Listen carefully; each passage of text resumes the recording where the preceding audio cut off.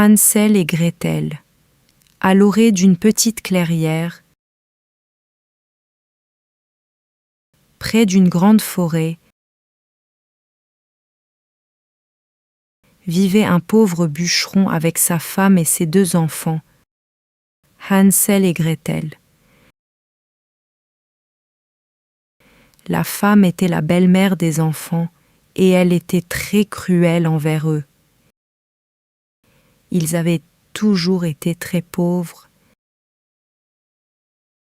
mais un jour, une grande famine frappa le pays et le bûcheron ne pouvait plus gagner assez d'argent pour nourrir sa famille.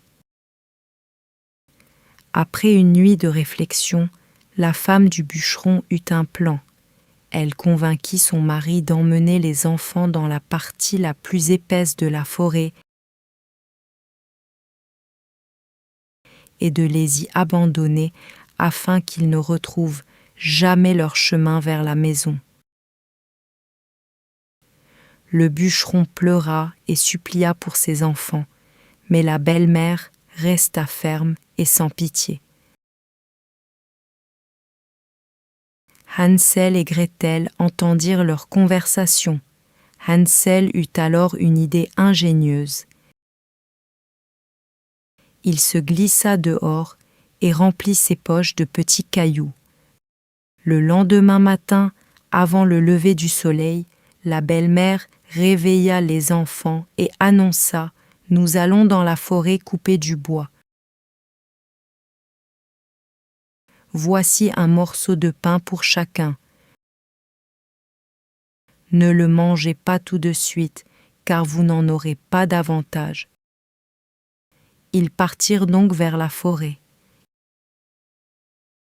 Gretel portait le pain tandis que Hansel s'arrêtait tous les quelques pas pour laisser tomber un caillou sur le sol. Lorsqu'ils arrivèrent au milieu de la forêt, leur père alluma un feu. Puis la belle-mère dit « Attendez près du feu pendant que nous allons couper du bois. Nous reviendrons vous chercher. » Hansel et Gretel s'endormirent. Lorsqu'ils se réveillèrent, la nuit était tombée. Hansel rassura Gretel, effrayée par l'obscurité. Quand la lune se leva, ils purent voir les cailloux et les suivre jusqu'à leur maison. À leur retour, la cruelle belle-mère décida de se débarrasser d'eux une nouvelle fois. Le lendemain, toute la famille repartit dans la forêt. Cette fois-ci, Hansel ne put pas ramasser de cailloux.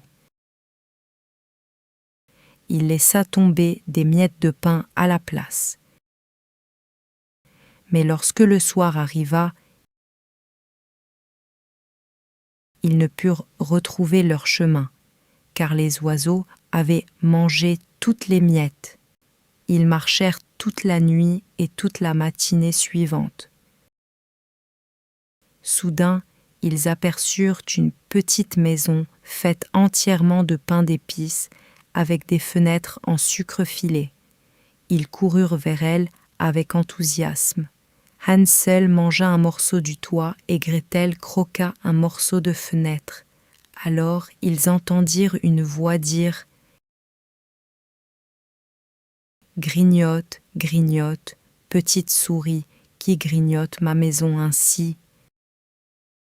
Les enfants répondirent « Ce n'est que le vent. » Et ils continuèrent à manger. Puis la porte de la maison s'ouvrit et une vieille femme apparut, s'appuyant sur une béquille. Les 2 enfants eurent très peur, mais la vieille femme leur parla d'une voix douce. « Entrez donc. Vous devez être très fatigués et affamés. Vous avez l'air d'avoir fait un long voyage. » Elle les fit entrer dans sa maison et les invita à dîner. Ils avaient si faim qu'ils mangèrent tout ce qui se trouvait sur la table.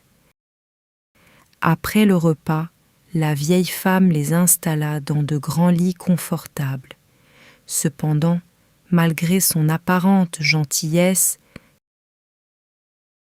cette vieille femme était en réalité une méchante sorcière qui mangeait les petits enfants. Pendant que Hansel et Gretel dormaient, elle pensait déjà au délicieux repas qu'il lui offrirait. Le lendemain matin,